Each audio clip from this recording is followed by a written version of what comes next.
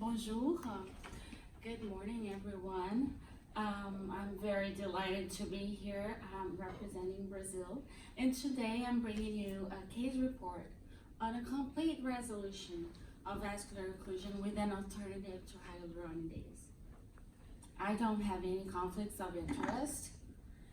So we all know that lately vascular occlusion has been rampant, and guidelines fail to offer us alternatives to hyaluronidase. So patients with allergy or other contraindications to it just don't have any alternative.